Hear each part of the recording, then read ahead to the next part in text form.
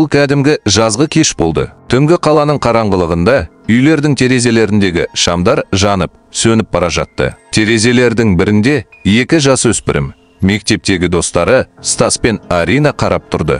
Кола 4 күннен бері мектепте жоқ, және қоңырауларға мүлдем жауап бермейді. Біз өзіміз барып, білгенше ешкім қозғалмайды. Коланың терезесіне қараңыз. Онда не бар? Арина дүрбісін алып, Коланың терезесіне қойды. Ол бір түрлі жыпылықтайды. Не болды? Жыпылықтап тұрма?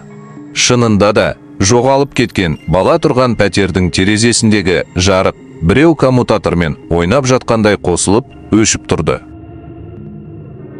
Онда біреу тұр. Арина дүрбімен терезені мұқият қарауды ұйғарды.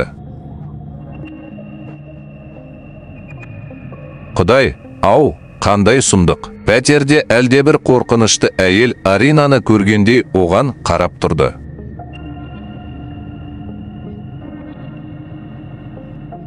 Қорқынышты ма?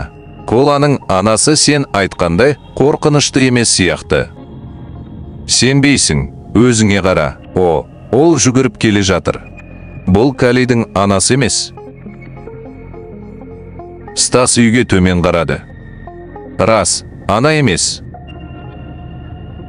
Арина мен Стастың терезесінен қарап тұрған қорқынышты арық әйел подъезден жүгіріп шықты. Ол бізді қалай көреді? Ол бізге қарай жүгіреді. Ол біздің үйге жүгіріп келеді. Және ол шынымен де олардың үйіне қарай жылжыды. Содан кейін Стас абдырап қалмады және Аринаға пәтеріне жүгіруді ұсынды. Ол жаңа ғана қарама-қарсы жерде тұрды. Есікті артына жауып, әрең дегенде тынысы тарылып, саңылауға қарады. Біреу баспалдақпен көтеріліп бара жатты. Бұл терезеден жасыл көйлек киген ең қорқынышты әйел еді. Ол оларды неге қуып жүр? Ол әйтеуір керемет түрде 8-ші қабатқа тез көтерілді.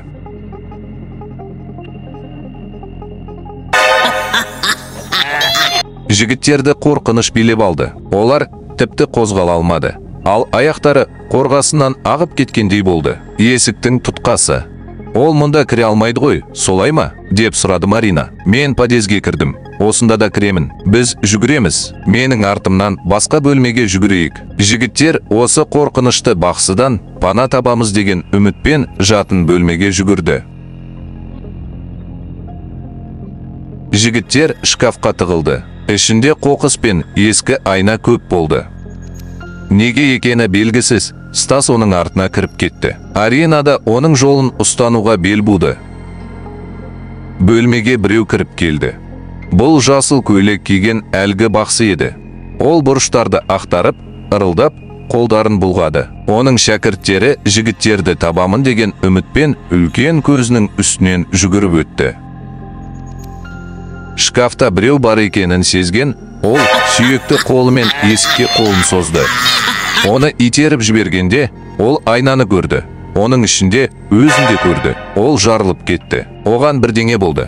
Ол ашулана бастады, айқайлай бастады, және оның шыңында қате пайда болды. Содан кейін ол шашын жұлып, терезеге қарай жүгіре бастады. Терезенің сынған дыбысы мен қорқынышты айқай естілді. Жігіттер жасырынып шығып, терезеге қарады. Мына жеркенішті бақсы терезенің астында жерде жатыр екен. Ол өлді ме? Біраз уақыттан кейін ол жерде ештеңе болмағандай еріп кетті. Кенет Стастың телефоны шырылдады. Бұл кім? Иә,